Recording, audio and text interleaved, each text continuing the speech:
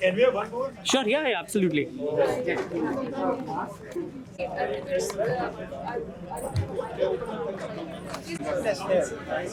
Give them money. For us, the measure of success is money. How much money is left? So you can't really fake that. People are making money in the marketplace. That's what we do. All the time, our graduates can make more money.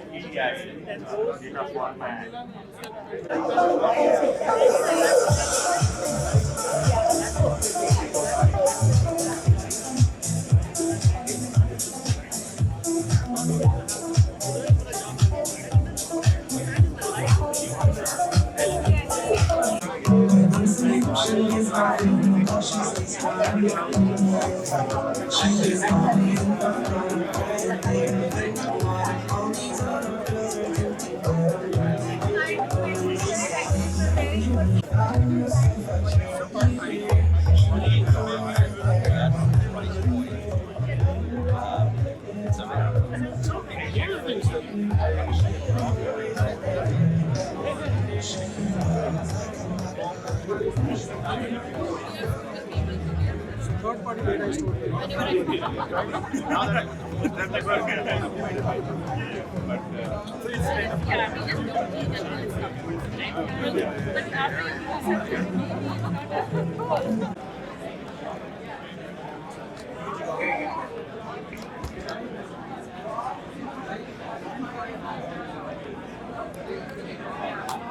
Thank you so much for being here. I see there is a lot of conversation going on, so I'm going to distract you from your important conversation and let's get the event started.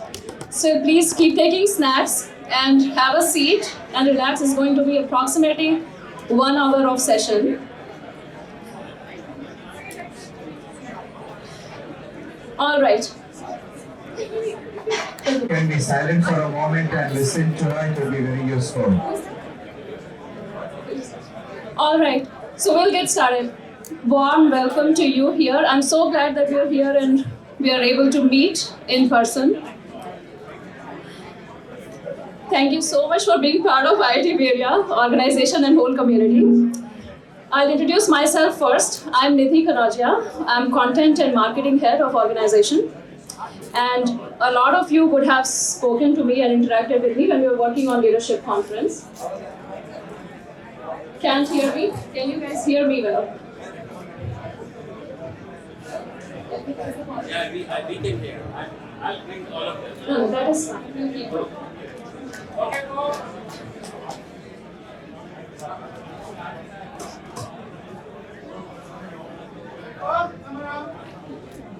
It will be great if you can have a seat and we can get the event started.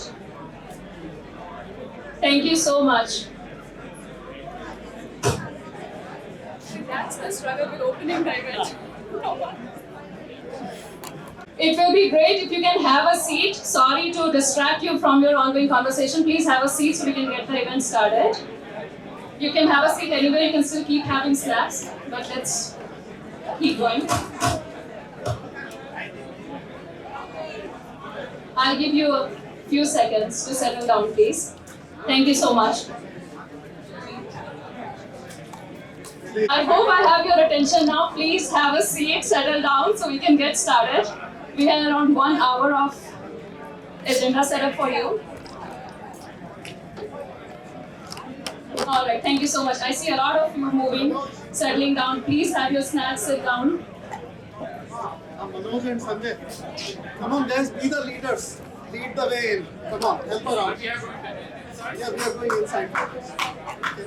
Let's go guys. So as you know that this event is a thank you and follow on event from Leadership Conference. And thank you so much for being part of IIT Bay Area community, IIT Bay Area organization, and leading this community on a right path. A quick recap of Leadership Conference. Leadership Conference 2021 was a big success at many levels. From registration point of view, we had 4,000 plus registrations. which was highest of all leadership conference combined previously. And that success was achieved.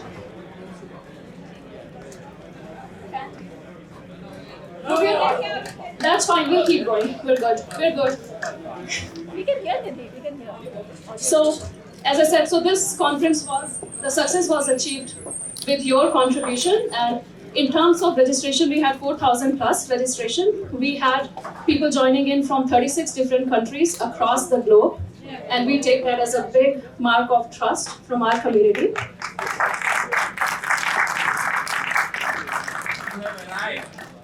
Yep, we have, but we have a long way to go. So with this, I'd like to mention that Leadership Conference, this is the first time we had a virtual event, which was done at global level.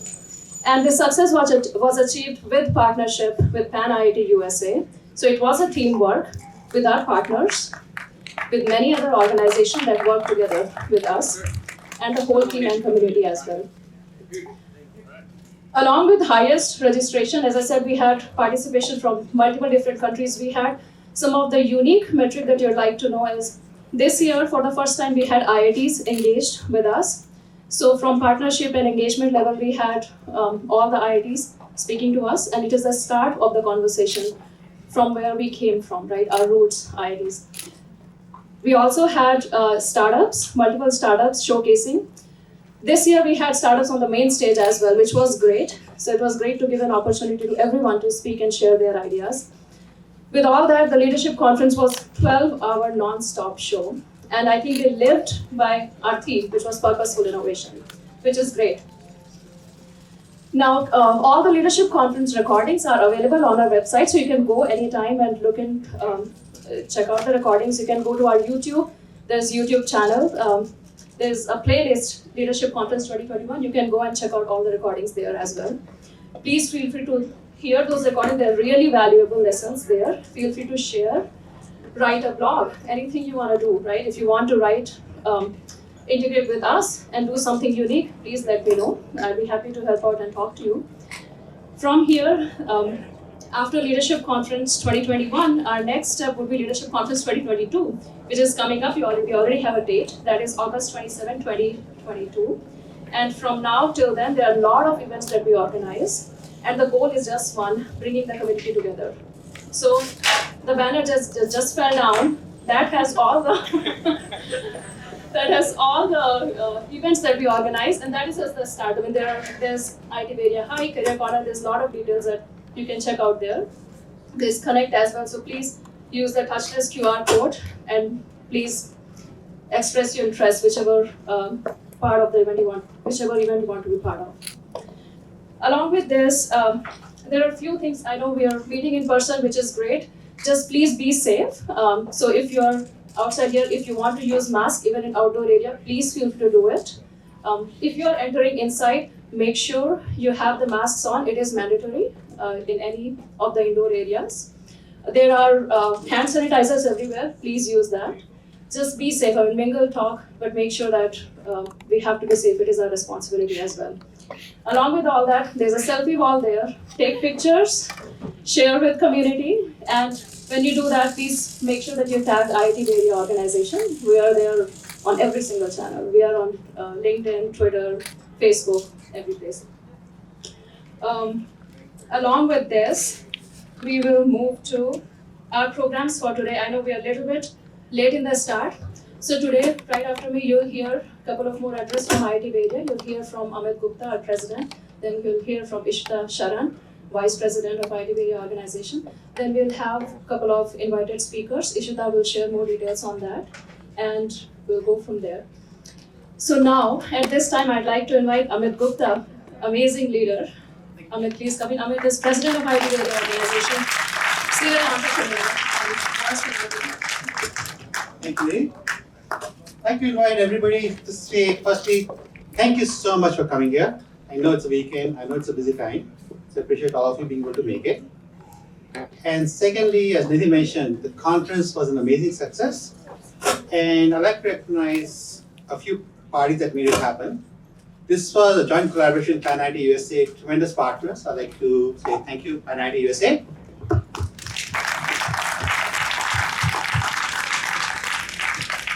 And we also had several other organizations that helped us in this particular event. First was IT Startups, second was ICC, and third was TIDE. So thank you all to our partners that helped make a very successful event. Thank you. And last but not least, there were some tremendous volunteers that helped make this event up. And if I can request everybody who was involved to please stand up, including, let's start, go ahead, Sarvat, Pallavi, Ishita, Niti, Suparna, and who's Niti? Okay. As well as our partners from Pan IT USA, I can see Sanjeev in the background and Swati. Thank you all. And as Nidhi mentioned, the program was a massive success, and we generated just under $100,000 to fund our rest of the year. So what has happened is for IT Bay Area, we started off this as the leadership conference as a primary activity, but we have since expanded the scope to include all the services that add value to our community, which is defined as IT alumni and their families in the Bay Area. With that said, we are inclusive. So while that's a target audience, all of our events are open to people who are not directly the IT alumni or in the Bay Area. And for these events that we are planning, you see a sign-up sheet here. Please go ahead. There's a QR code link up there, and if you have anything interesting that you want to participate in, this is the perfect opportunity to do so. And I would request all of you to please sign up and help make this a much bigger success going forward. So thank you all, and I'd like to invite Ishita to speak. Thank you, Ishita. Thank you. I'll use the podium because I have notes I need to refer to. So warm welcome to all of you.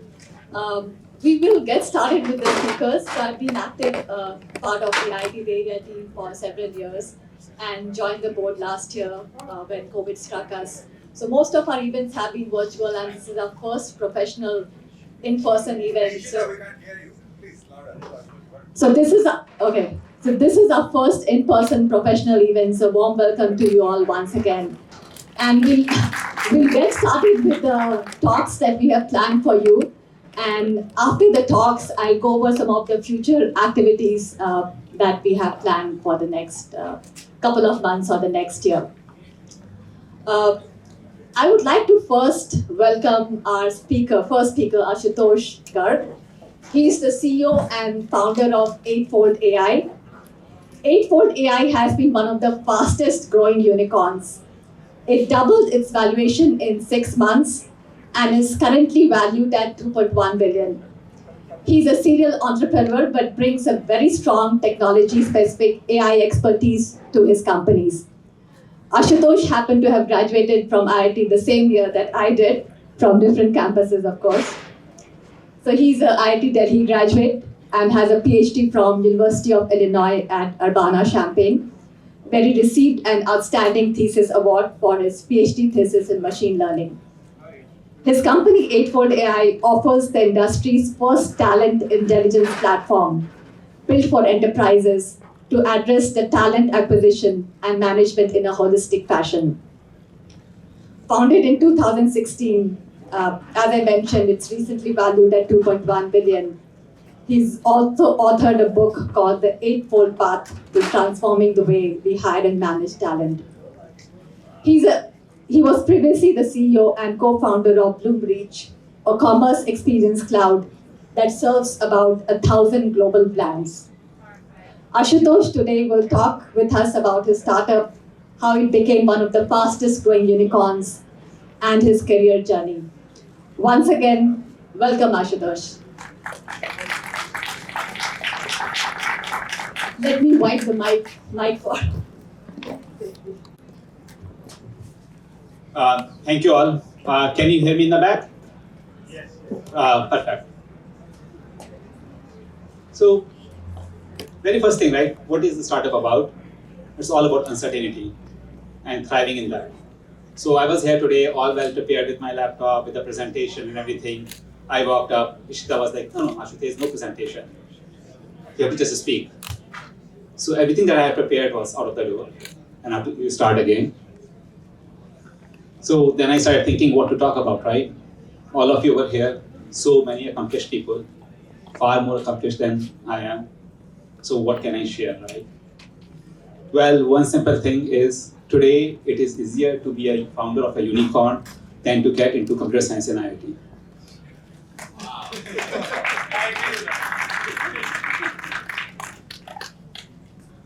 And while that might sound like just a cliche, a simple observation,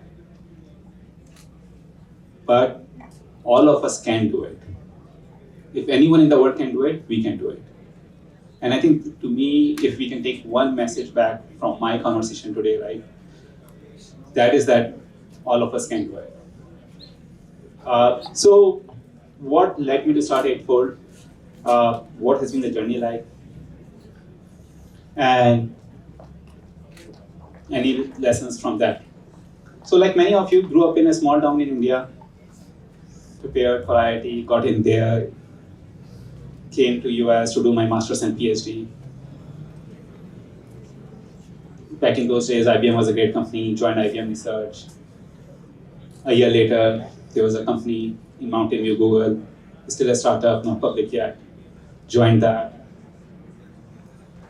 That in 2008, I started one enterprise, 2016, second enterprise. Pretty simple, standard story. Nothing fancy about that, right? But as I reflected back on that, actually, it was really a story of chance. The first time when I was preparing during my high school for IIT, my teacher came to me saying that, Ashu, are you out of your mind? No one from our town has gotten into IIT. Why are you even wasting your time? You're not going to do that. And with your preparation, you're not even going to get admission into the college. So good luck with that. And then a number of things happened, but the most striking thing was that in 2003, while I was at IBM, I applied for a job at Google. Never heard back from the company. Then I happened to meet someone at a party, and he went like this. And within 5 days, I had the offer letter in hand. And that got me thinking is that I, at some level, didn't get the job because of my credentials, because of my capability, because someone knew me socially. And that played a huge role. As IITians, we are extremely fortunate to have that opportunity. But most people in the world are not. And then we talk about diversity. We talk about why these people are not able to get the opportunities, why they are not growing. When we see a poor person on the street, we are like, yeah, that person does not do any hard work. Why can't they do hard work? So in 2015, 2016 timeframe, I was still the founder of Bloomreach, working on that. The company was doing well, and started thinking, what's next for me? And then it dawned on me that employment is the most fundamental thing in our society. Every time I look for my own job, right, it was a struggle. How do I tell the world what I can do? And unless I knew someone somewhere, there was no chance. And I would be surprised if all of you have stories of you, your family friend, applying for a job somewhere and not hearing back. So this is a problem that is worth solving. On the other hand, when I was at IBM, Google, Bloomreach, it was the biggest challenge was how do I get people? And it was an interesting dichotomy, right? Individuals are looking for a job, companies are looking for people, but we can't connect the two. So in 2016, okay, let's start something, let's solve this problem. But everyone was like, Ashu, you want to sell into HR? One of my investors is here today, and he can attest to that, right? He's like, Ashu, I will invest in you, I know you, but selling into HR, why do you want to do that, right? You are a MarTech person, go do something in MarTech. And as I was doing that, I realized that actually, do what you want to do, follow your heart, and then there's no looking back. So, well, I started that. And I think one of the most important thing that I happened to fall upon was, like, in the Bay Area, there's this whole concept of build a MVP. You really need to seek product market fit, right? As you. Hello, is this better? Okay. But anyway, we're doing a startup. What's the most important thing? Is it the team? Is it the product? Is it the market? All my life, I've heard that team is the most important thing. Actually, in most cases, it's the market that is the most important thing. And the idea that I dashed upon was what I call pitch market fit. So that would be the second thing I would suggest if anyone wants to take home. That would be the thing. How can you validate your pitch? And the simple thing is, especially in the enterprise space, if you are selling something, right, you will get one or two chances, whether it's your elevator pitch, whether it's an email that you're going to send to someone, how likely they are going to react to that and buy it. And for that pitch, the beauty is you really don't need to build anything. All of your technologies, you can build whatever is needed under the sun. So since then, the thing that has really worked well for 8-Fold is what I call pitch market fit. Every time there's an idea, even before building the product, just go call 50 people and see, are they ready to write the check? And if they are, then you can go and build it. It might take few iterations, you might need to find people to do it, but you can do it. And somehow that basic concept is so overlooked. So constantly, wherever you find people, right, just go pitch your idea. And there's no such thing as free trial, there's no such thing as free pilot, there's no freebie. Are you ready to write the check? If not, you don't have a pitch that will work. And if you don't have a pitch, no matter how good your product is, it does not matter. Don't waste your time on that. So with that, last 5 years has been very interesting, right? As I mentioned, we were all about employment. And as we started digging into this space, we realized that today almost $1 trillion is getting spent on talent. And when I say talent, I don't mean HR. I don't mean workers of the world. I mean connecting the people to the job. Last year, $740 billion plus was spent on unemployment management. All of us have heard that those unemployment numbers, and all of us also know how hard it is to hire right now because we can't connect people to the job. So, interesting journey over the last 5 years. We started selling into various startups, but very quickly realized that actually the amount of money that is getting spent in large enterprises is so much more than various startups. So, went up market. Started selling over there. Things were going well. Suddenly COVID happened, and none of us was prepared for that. And to me, that is what really changed the trajectory of the company. And not because, unlike some companies like Zoom of the world, where COVID has been a very aggressive accident. One very simple thing happened is McKinsey, who's one of our partners, called us saying that in these times, there's so many people who are being laid off. There are many companies who are still struggling to hire people. Can you actually help the people in need? And thanks to Ashu, who had introduced us to McKinsey. Within a week, we did a 7-day non-stop hackathon across the globe. Built a solution to connect the people. And guess what? Today that solution is being used by State of New York, State of Indiana, Department of Labor, Department of Defense to actually help unemployed people get the job.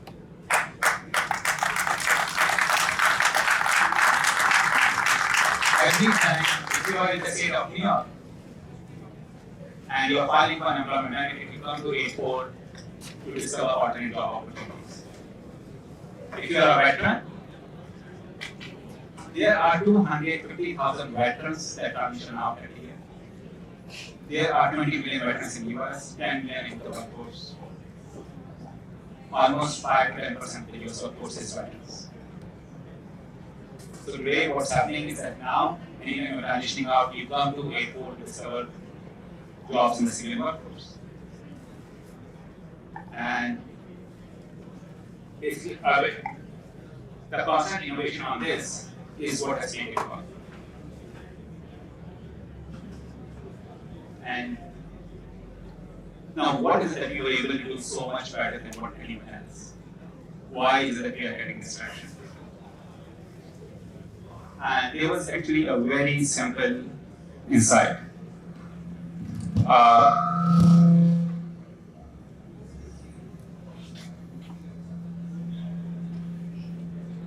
Hello?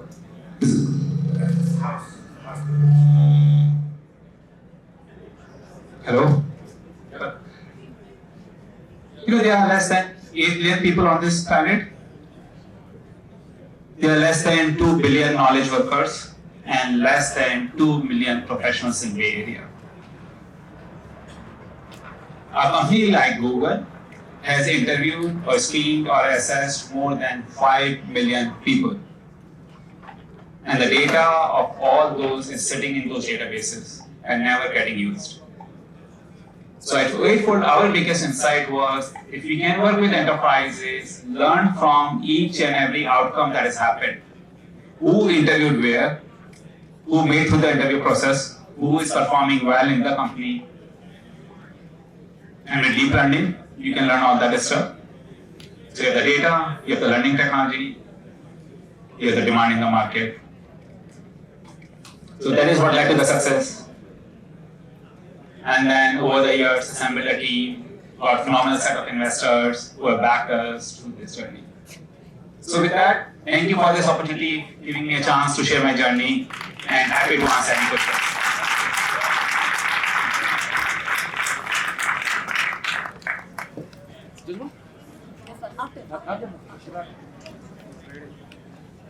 Any questions? I have a question. So there are so many companies in the job space. I mean, this is like industries for. I'll repeat the question. Yeah, he knows the question.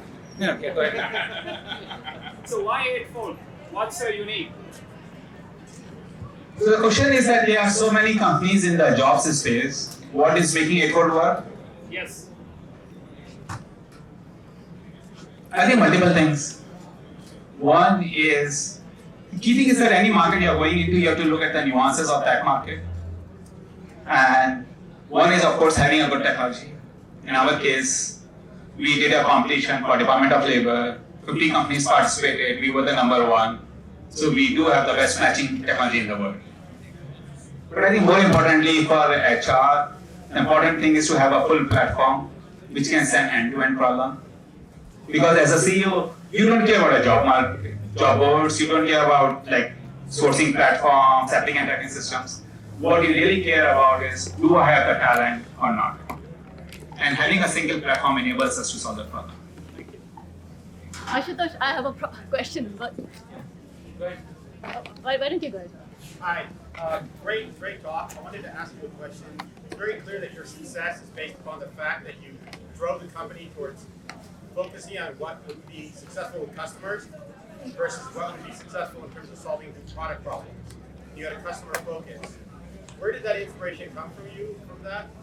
Because so many people in the Indian and Chinese and Russian communities were so product engineering focused that we sometimes lose focus of the customer and we build stuff that matters to us and doesn't matter to the customer. So it's very interesting point you raised. Actually, I will like to answer that slightly differently. So the question is, where did you get the inspiration to focus on customer's problem, right? Versus just building a product. How many of you still remember the book Erodo? And I say the best thing that I learned in IIT was Erodo. You have a problem, you have a solution, or answer, he just figure out a solution in between. And really, that is what the inspiration over here has been. Like, it doesn't matter what your product is. And I think that is very important, especially as a founder. Don't fall in love with your product. Or don't fall in love with your technology. Technology is just a means. You are here to solve a problem, focus on that problem, and the rest is just a means to an end. Thank you.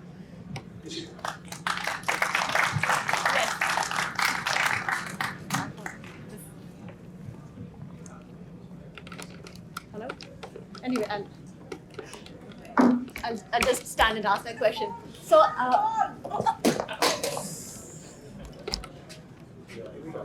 That will work.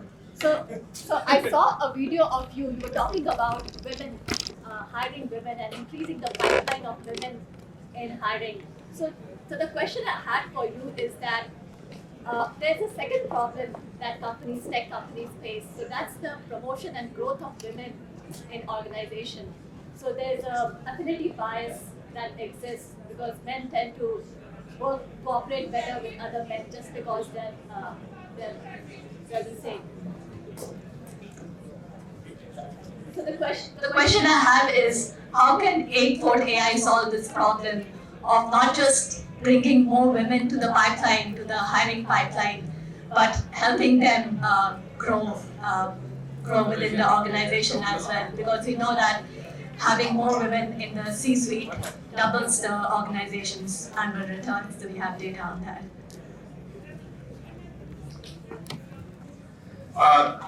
So the question is that there are many organizations, right? It's not only about hiring women. How do you make sure that they are getting promoted, they are getting to the C-suite?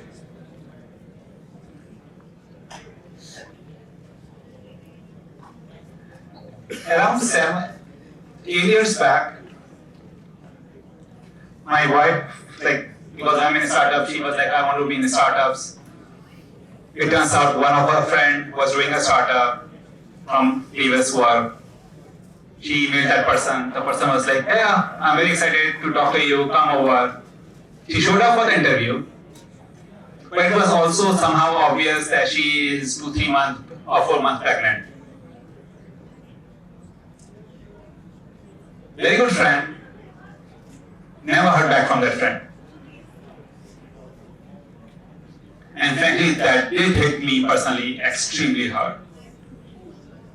And then, when I had my first child, that is when I realized, and I'll be the very first one to admit, I had no sense of it, that this whole concept of 6-month maternity leave is useless. At least that 2-year period, minus 9 months to plus 1, 2 years, is terrible. Expecting them to compete, work as hard as anyone else, deliver, it's just insanity. First, as a society, we owe it to make sure we are giving equal opportunity to them. Second is, there are many companies which are talking about retention, which is a joke. Yeah, you were a senior manager, director, you took 3 years off, now we don't know what you can do, come over, be an intern, report to a junior person, and reprove yourself. Is that the world we want to live in? So very first thing I will have, all of you are in very, very senior position. Keep that in perspective. Because frankly, in today's world, it's not even good to do. If we keep saying no to 70% of the people, we will never grow. Now that was more of a philosophical thing. The reality is, today, more than 50% of the people entering the workforce are women. Whereas as you start going to the C-suite, that number drops down to barely 10%. And because at every step in the process, we don't give them the opportunity. The first time they take time off, there is no easy way for them to enter the workforce. So one of the things that we are very focused in is enabling for women to come back to the workforce, return them. And what's working well for us is there's a demand of talent right now. So it's more about showing the enterprises that there's a possibility over here. You can do it, right? And second is highlighting the potential of these women. Yeah, she has not worked for the last 2 years, but she was a top performer. Now the challenge is today, if I were to apply for a job back at Google, they won't know what I did when I was there. They have no system to solve for that. And while many of us can manage it, right? If you took a career break, it's extremely hard. So enabling continuity of the data, showing their potential, and making it easy for them to enter the workforce, I think is needed. Thank you.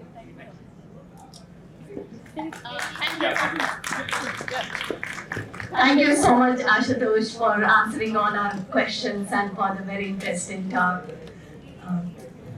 Thanks, Isha. So everyone, Ashutosh will be here for the rest of the event. You're welcome to ask him questions over lunch and over wine.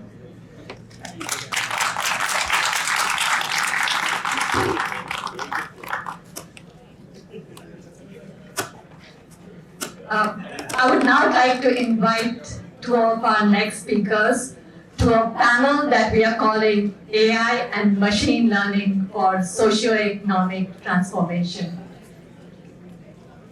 So welcome Shashidhar Thakur, VP GM Google Shopping Lens, and Ashish Goyal, Professor of Management Science and Engineering at Stanford University. So I'll wait for the umbrella to move up before I invite them to sit. Racial protests and Afghanistan tragedy, we saw it all. How can powerful technologies such as AI and ML not just get us out of this wreck, but help achieve socio-economic transformation? What are the precedents of past successes? Can AI, ML be used to solve issues such as geopolitical crisis? Our panelists today will talk about their work that has had outstanding social and economic impact, and about their new projects that are paving the way to societal transformations.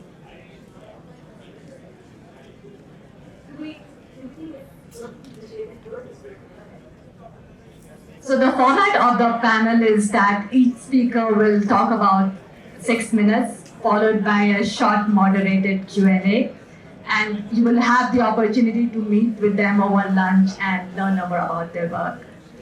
So with that, let me welcome Shashidhar Thakur, VP GM Consumer Shopping Lens, Google. Shashi received his BTech from IIT Mumbai, where he was recently recognized as a distinguished alumnus, and PhD from UT Austin, both in computer science. He's currently VP and GM, as I mentioned already. From 2019 to 20, he was a VP of Engineering at Google Health, applying AI to challenging healthcare problems. From 2006 to 19, he was VP Core Search at Google, driving the strategy of Google's most important product, developing the ubiquitous knowledge graph for representing world knowledge, and Google Discover, where information is recommended using AI models of user interest. He was previously with Synopsys, a leader in semiconductor chip design automation software, for 10 years, and Stratify, a startup for content organization. Once again, welcome Shashi.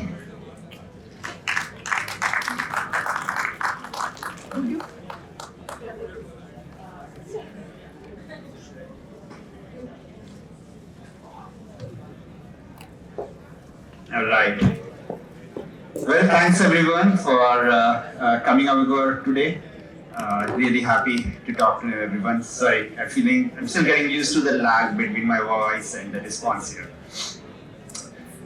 When Ishita and Ashish and I talked about this a couple of days ago, and we were talking about applications of AI to socio-economic problems, a few different areas came to mind. Like you could talk about education, and clearly education is one of the biggest areas for people climbing the socio-economic ladder, and many of us here are examples of that kind of socio-economic climb. We could talk about employment, and then Ashu covered that really well. My own work in healthcare, Ishita mentioned this, for a couple of years I worked on application of technology to problems like medical imaging or understanding electronic health records. That's a pretty interesting application. And then my current work in e-commerce, that's actually, you could think about it as shipping more products and profiteering from a pretty privileged and consumerist economy. That's sort of not how I think about it. I think about it more as commerce being like the lifeblood of the economy, and commerce being a vital source for essentially economic nutrients into the broader reaches of the economy. And that's super important for any kind of socio-economic change. There's of course climate and the widespread possibility of displacing lots of people, and that's looming ahead of us in the upcoming decade. All of these are important areas where AI can come and apply itself and create bigger change. When I step back and look at across these problems, I think information becomes one of the core problems that we need to solve to address all of these verticals. If you think about information, well, there are applications like search, and indeed, right, like one of the biggest successes of the internet and search has been leveling the playing field. Leveling the playing field in terms of information being accessible to people. Like historically, the biggest arbitrage advantage that the powerful had over the underprivileged was information arbitrage. And the internet and search has been pretty successful at lowering the barrier to access to information. So information is also an important baseline for solving all of these problems. If you think about it, information is about understanding text, it's about understanding images, it's about understanding videos, making sense out of it, answering questions, synthesizing information out of it. So if you think about a problem like predicting which parts of the world are subject to flooding, well, it's a problem where you need to analyze satellite maps, you need to understand terrain maps, and predict which parts of the world are subject to flooding. So that's an important area where AI has an important application. Healthcare, and we talked about that a bit earlier, like understanding imaging and trying to predict early stage cancer. That's a classic application of understanding information embodied in images. When you come to text, and we talk about search, but in general, like there's been a big upheaval in technology and the scale of technology that can apply to understanding of text and images. What you might have heard about in your popular press reading about GPT-3 from OpenAI, or multimodal models from Google, what we call MUMs, which Google in recent talks we have talked about it quite a bit. Fundamentally, that's the act of creating large billion parameter models to understand text, to understand images, and making sense out of it. And that has tremendous number of applications to all of the areas that I talked about earlier, and even more so. And that ends up being like a big technology change, which can have applications whether you talk about climate, whether you talk about healthcare, whether you talk about information problems like search. And the last thought I'll leave you all with is then there is the problem of misinformation and bias and polarization, which again is like fundamental in the problem of information. It's been always fundamental even from the time of newspapers and local newspapers. It's even more so in the time of information being mostly conveyed through the internet. And then there's a question of how AI and information understanding can help us much better with the problems like bias, like information bubbles, and like misinformation. And with that, I'll hand back to Ishita. Ishita, you're going to introduce Ashish first. You're going to introduce Ashish. Yeah, Sorry everyone, I was talking with Monishi. Thank you so much, Shashi. I would next like to welcome Ashish Goyal, who is a professor of management science and engineering and by courtesy computer science at Stanford University, and a member of Stanford's Institute of Computational and Mathematical Engineering. He received his PhD in computer science from Stanford in 1999 and was an assistant professor of computer science at the University of Southern California from 99 to 2002. And that's one of the universities I went to about that time. His research interest lies in the design, analysis, applications of algorithms. Current application areas of interest include social networks, participatory democracy, internet commerce, and large-scale data processing.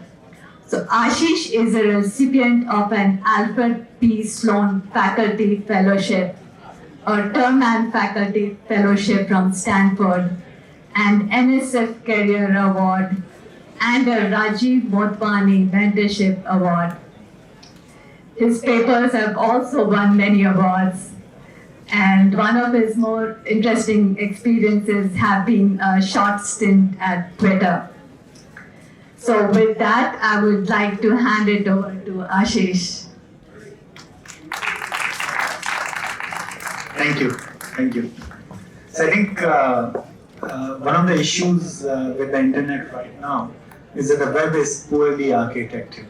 Search, advertising, content, authentication. And so I'm going to talk about one small part of that, and that's content moderation. I'm going to talk about regulatory approaches to content moderation. And I just have a mea culpa at the beginning, which is that during my short stint at Twitter, I designed and prototyped most of their personalization algorithms. For example, recommendation systems, ad targeting. So anything which I say which seems critical is not a holier than thou kind of attitude. I realize that I'm fully culpable in producing wherever we are. So content moderation, regulatory approaches, right? So what's the problem with content moderation? And I don't think the problem is that tech platforms are intentionally malicious or not doing the right thing or don't want to do the right thing. I think the problem is first that as a society, and that includes academics like me, it includes the venture community, media, politicians, we are quick with retroactive criticism, but we have not been very good with forging proactively a consensus about what's the right thing to do. So it's genuinely not clear to someone who wants to do this at Facebook or Google, what's the right thing to do? Is the right thing to do to exercise heavy control over misinformation and hateful speech? Or is the right thing to do to just sort of be a plumber and whatever information comes out, just present it in an unordered stream? So that's been the first problem. And the second issue is, again, I'm going to quote my collaborator and co-author, Frank Fukuyama, who's one of the most celebrated practicing political scientists. And he says that the problem is not that if you're sitting across on the table with somebody, and somebody has a loaded gun pointed at you, right? The problem is not just that he might shoot you or she might shoot you. The existence of the loaded gun pointed at you is itself a problem. And so, again, the issue here is not that the tech platforms are going to do something malicious in the future, or they have done something malicious in the past. The very fact that they have the power to control what you see when it comes to civic and political speech is itself a problem. So if that's the problem, was a regulatory solution. But we have to take around these tech CEOs, many of them who are like our friends and family, like they're all from an IIT or close to an IIT. We have to take seriously what they say. And what they say is they do want to be regulated. And they say that they don't want to have this kind of editorial control. They'd rather not have it. So then the suggestion that we came up with, Frank Fukuyama, myself, and a bunch of other people at Stanford, is to create a new layer of technology service providers that we call middleware. And this middleware is going to take over the editorial responsibilities for civic and political content. It labels things as misinformation, hateful, incorrect, right? And there are going to be multiple middleware providers, and that takes away this problem that society has not been able to forge a single consensus. Different middleware providers can follow a different approach, and then people can decide which one they want. The other aspect of the approach that we are proposing is the middleware will not actually sit in the middle of the user and the platform. Instead, they'll provide their editorial recommendations directly to the platform. And the reason that's important is because that means that platforms can continue monetizing pretty much the way they've been doing. They're not going to get disintermediated. And that's the single thing that platforms are most worried about. They don't want to get disintermediated. They still want to maintain their monetization pipeline, their direct connection with the end consumer. So if that's the regulatory approach, and of course this will require some journalistic guidelines and some kind of new regulatory agency, then where does AI come into it, right? And AI comes into it almost by its absence of AI innovation. I mean, thanks to the work of many of us here, AI has now become, starting to become commoditized, and it's just happening as we speak. So for example, we are putting together a prototype of what a middleware would do, and there are these fantastic tools from OpenAI like GPT-3, and they've now gotten to the point where you can actually pose a question like, is this piece of news left-leaning or right-leaning? Is this fact or opinion? And these pre-trained models are now very good. So in a sense, the success of AI has been, we think of AI as enabling all these societal applications, and the one thing that we miss out is regulation. And we feel like AI is now at this point where it can actually affect the way we think of regulation. In our prototype, just with a very small amount of effort, a couple of master students have managed to put together something that looks very, very good. And there are now startups emerging. There's a new startup called Preamble, whose goal is to provide technology to middleware providers. So I think we are working on all fronts, trying to talk to regulators, trying to talk to technology. And it's possible that our idea is not good, but clearly we need ideas here. And clearly just like sitting on a high horse and criticizing tech platforms is not the way to go. The way to go is to sort of forge a positive, constructive consensus. Thank you.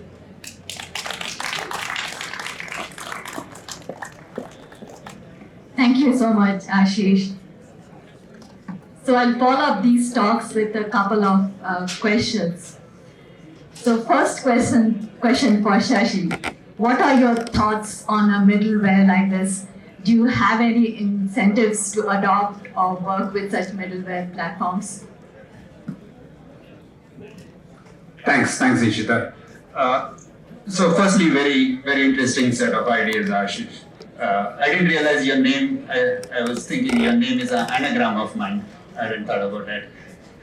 It's quite a coincidence. So from my perspective, and actually representing like my personal opinion, partially mixed with Google, but of course no commitments on behalf of Google.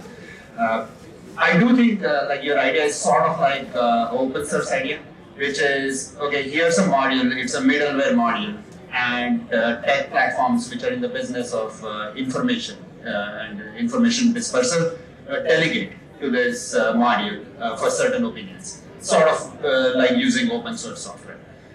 From a commercial engine point of view, that's pretty attractive because it sort of creates an environment for many people to contribute ideas and algorithms. I would say, like, if I was making a decision on how much to rely on such middleware, I would truly care about like what goes inside it, because like a fundamental thing that we are relying on for such middleware. So that's one thing I would say. Like, it wouldn't be simply blind delegation. We would care about what's inside it. The second thing I would say is there's a difference between social networks and a company like Google or Google Search. Like with social networks, you're building a platform where you're hosting this content, and then you have to make decisions on whether to take out a player or take out a channel. While with search, we don't host the platform. The platform is the internet. We're just connecting users. So we don't have the right to take people out, but we do have a right to rank. So then the question becomes, what do we do with such middleware? Do we filter? Do we badge? My sense is like this is really powerful for badging certain kinds of content, like you said, left-leaning, right-leaning, things of that nature. Kind of like what we do right now with fact-checking platforms, right? Where third parties which are moderated and provide fact-checking, like true, false, kind of true, that sort of thing. Like having middleware like that, providing information like that would be really valuable. Thank you so much, Shashi, for that. The next question I have is about the Filter Bubble Transparency Act.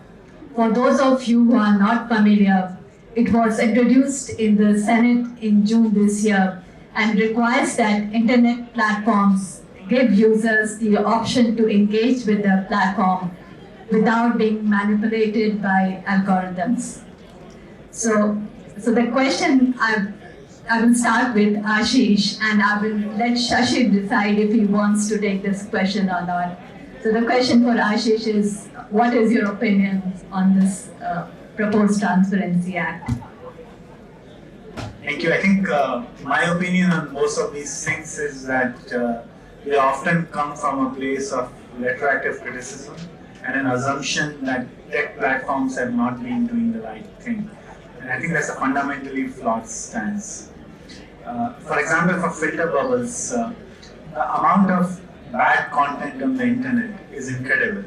I did some consulting at Stripe, for example, as part of an acquisition, and around half of all credit card transactions are fraudulent. Most of the tweets are spam. There's child trafficking, there's pornography, there's prostitution, and so. And this is not a smooth continuum from things which are potentially criminal to things which are just potentially objectionable. It's a big continuum. And so I think just this idea that you can have this filter bubble that you can turn off and on, I think is a pretty dangerous idea. And in fact, I personally think that any one-size-fits-all approach here is not going to work. And I think that's part of the motivation for us for the filter bubble idea. Maybe the only thing I will add is there are very simple product solutions one can take to help users understand the space. Like, it's not terribly hard with technologies we have right now to understand that certain topics are polarizing. Right? You look at the content out there and you realize after some analysis of this content that there are people with wide-ranging opinions on this topic. Like gun control, for example. It's not hard to figure out gun control is a polarizing topic. And then how do you, like, what's the responsibility of a platform to help with the filter bubble problem? Well, to me, algorithmically, you can actually expose the user to a diversity of views. Ashish talked earlier about algorithms figuring out whether content is left-leaning or right-leaning. Well, you can offer the user a set of choices on different ends of the spectrum in that information space and let them decide for themselves. Right? So it's not the business of a platform to make the opinion on behalf of the user. There's no truth in this. Right? Like, we're not in the business of figuring out truth. We are in the business of figuring out choices. And if you can analyze the choices, you can offer a spectrum of choices. Now, the one thing here, like to Ashish's point about there's like a whole bunch of crap also on the internet, right? So that's the other responsibility of a platform, which is to figure out authoritativeness and to give users a signal for why they should trust the source. So that's the other angle I would talk about. Thank you so much, Shashi. So I would like to ask my last question for both of you. So the question I have is, are there ways any of these tools can be applied to tackle geopolitical issues such as the Afghan refugee crisis? Can AI and technology help end wars and achieve a more peaceful society? Can it help end loneliness or family violence? Question for both of you. So I think one of the biggest problems for a lot of the large geopolitical issues that we face is like a crisis of decision making. We have lost an ability as a society to make big decisions, especially in big democracies. So for example, there's enough food for everyone, we just need to figure out how to deploy it. There are obvious solutions to COVID, we just can't come to consensus. So one of the things that we are doing at Stanford is we are trying to figure out how to take the field of social choice, which is this field of making large-scale decisions, and updating it for the internet age. And so I'm just answering the question very narrowly in terms of a research project that we actually have.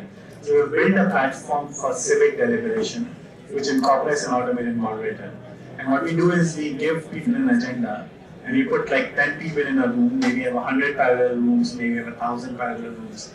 And we just ask them to talk to each other. and with an automated moderator in place. And we have found that just this very simple act of talking to 9 other people in a civil way actually moderates people's opinions quite a bit. It leads to a lot of consensus, it changes their opinions. And my colleague Jim Fishkin from Political Science has been the pioneer of this approach. He calls it deliberative polling.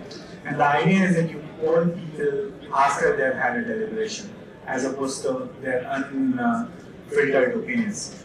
And somehow I personally feel like for a lot of these problems we need to revise how we deliberate, how we interact with each other. We need to change how discussion boards operate on New York Times, on Twitter.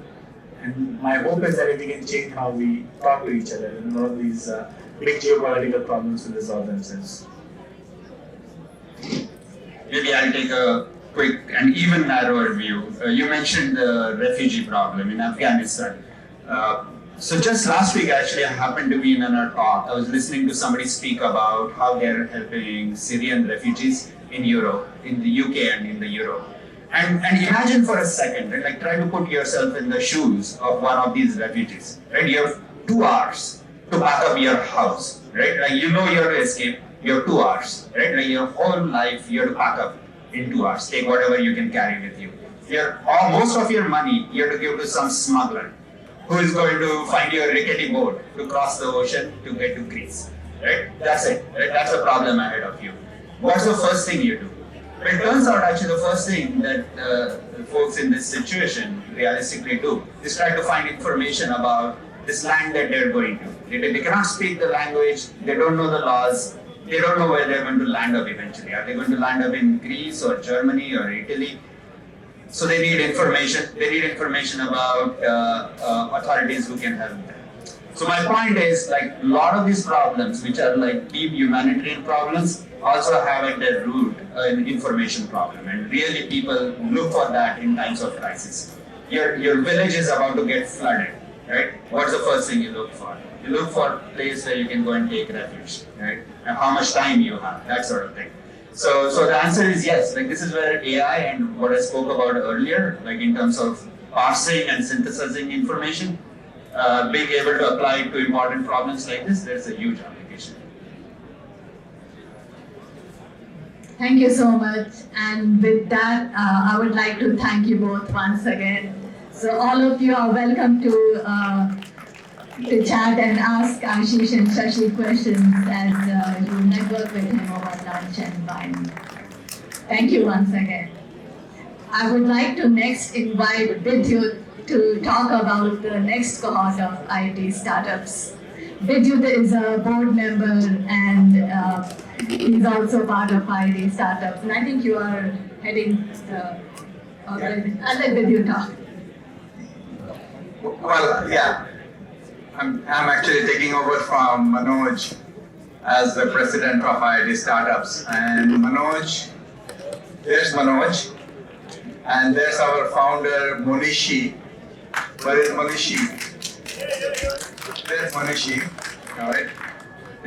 So just a few, I know I'm between lunch and you guys, so I need to finish quickly.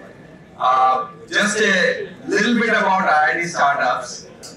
It was founded about 3-4 years ago by Monishi, and we do cohort-based teaching for how to pitch and refine your plans and eventually present to investors in a demo day. We have so far, and it's all of it, this is a non-profit, so we don't take any equity. And we have so far graduated 6 cohorts, 71 companies, and of that 7 have already had exits. So we are doing pretty well. And at this point, cohort number 7 is in progress. It's going to do the demo day on January 19th. Again, virtual demo day, and I'd love to have you attend. The website is iitstartup.org. And most importantly, what I would like to do is a shout out to the founders. Please apply for cohort 8 which will start right after the Quad 8, Quad 7 getting done on demo day, January 19th. We also have a bunch of coaches here, and just come talk to us and we can learn more about the Quad program. We focus on making sure you have a really good pitch and present in front of a demo day consisting of 100 to 150 investors. We also have a big program now going on in India. There's over 3,000 startups who are getting involved with us, so there's a lot going on there too. And you are welcome to join in, participate in multiple ways. Founders, you can apply and be part of our Quad program. You can come in as a mentor and help startups, and both here and in India, and help them build themselves up. And of course, also, participate generally as volunteers as well. All of that is in the voluntary program. So thank you. Any questions, just reach out to me as we are here. And our website again is iitstartups.org, one word. Okay. Thank you, Manisha. Thank you, Bridyo. So I would like to invite all of you. So we have many in-person and virtual activities planned. I would like to invite you to volunteer or co-host an event with us. And if you see the board members in red badges, reach out to them. A big thank you to Plug and Play, the venue providers, and to our caterers, Jalsa. Thank you to Deepti for making it happen with Jalsa. And a very big thank you to Sarvat, who is managing the entire food arrangement with her team. And with that, I would like to thank the audience and hand it over to Sanjeev Goyal, the founder and chairman of Droices, board member at Pan IIT US, chair of IT20, and the head of United Against COVID Summit for closing words. Take it away, Sanjeev. Everybody's gone. All right. Should I start with that? Should I start with that? Yeah, do that. I'll take your picture. All right, I'll do that first. I don't know 100, but I'll see how many are you. Do 10. Do 10. 10 push-ups. 10? I can do more than that. You guys crazy. 1,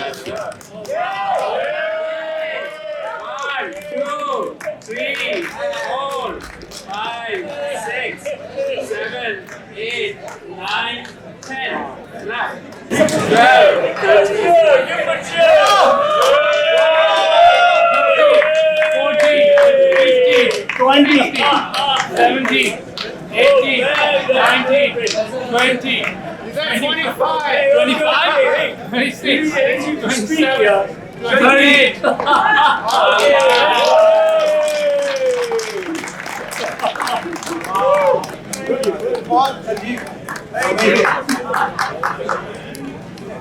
Next time, how do I do it? It's a crazy idea. Now you gotta tell us how you did it. How I did it, I don't know. Hey, awesome. Thank you. So I'll take only 2 minutes.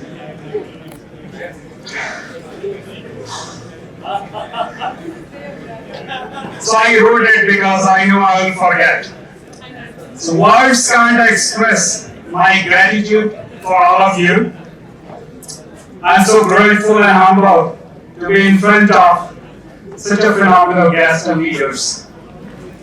Each one of you is making a significant impact, and I guess it is visible everywhere.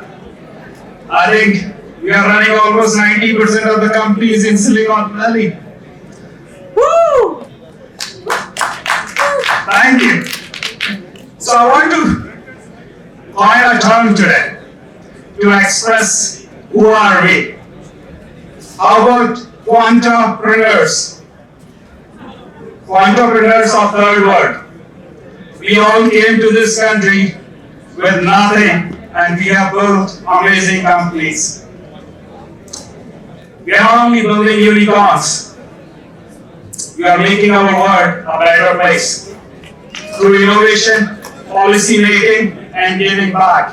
And I wanted to bring up two names, Karl Mehta and Deepak Chopra. They are right here. You should talk to them what they are doing in non-profit space. In last 12 months, I have learned a lot. I really experienced the power of our community. What I realized, we are not just a bunch of people. We are a movement. And we can move things, which we have seen in last 12 months. Our unity and forward thinking is our superpower. I urge you to keep exploring and keep taking risks like Ashutosh Garg. We have redefined the word Indian. Can you ask me why? We came a long way for being recognized as a country of snake charmers to leading the world. Thank you. A handful of us are responsible for 5% of global GDP. Less than 10 people. Imagine what can we do together when each one of us rise. However, we are just starting. Today we have representation at highest level in India. What about the rest of the world? Let's shepherd the whole world into a new future, a better future. Let's do it for our Janmabhoomi and Karmabhoomi both. Well, I'm almost to the end. I'm glad and grateful that all of you have allowed me to represent you. Yes, you have let me represent you at least for the last 12 months. Thank you very much for that. I have so many people to thank. So please forgive me if I forget your name. Arjun Malhotra, Ashish Chauhan, Ashmit Sirana, Lava Agrawal, Manoj Sinha, Amitabh Khan, Professor Ram Gopal Rao, Subhashis, and R. Gopalakrishnan. I couldn't have done this without their help. They are really the wind beneath my wings. Ashu Garg, if you are here, please wave. You are rock. You are freaking rock. Kiran Thota, Sundi, Ron Gupta, and Vidi, thank you for nominating me for IIT 2020 and IIT Board. Vaibhav Goyal, Deepak Chopra, thank you, thank you, thank you. And last is Sanjeev Sai, Roy, Suresh Chenoy, Monishi, and Aman Walia. You have taught me well. Monishi, did you taught me well? And IIT, IIT Beria, IIT Lab team, you guys are awesome. Thank you so much.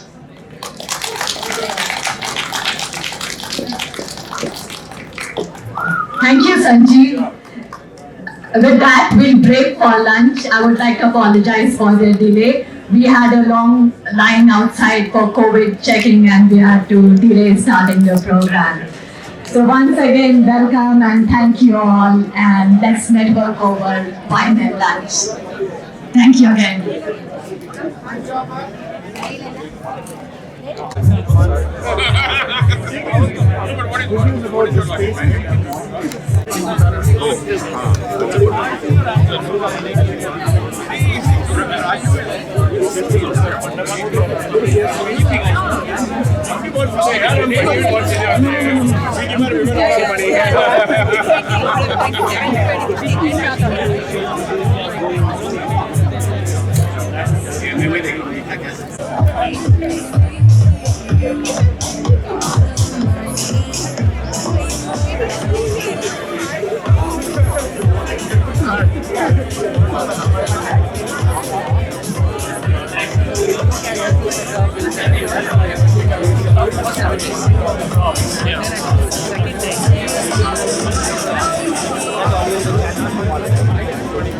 Yeah. And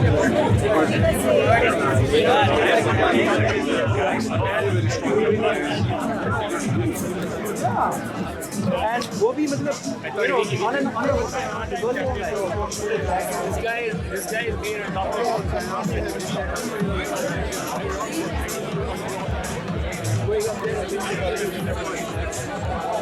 I think Convent was I was in the same hostel. How did you come up with the point holding? How did you find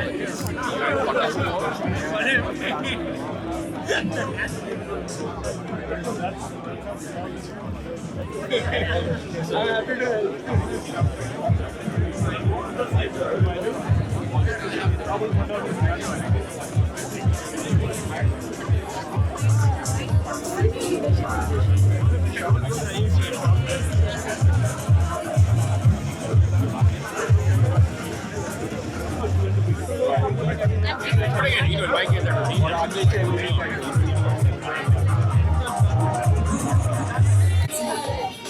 I'll send you email. And then You want us around or what? Anyways.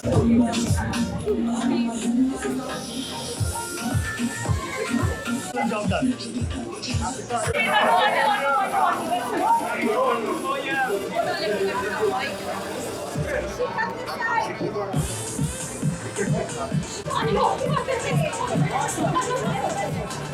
yeah.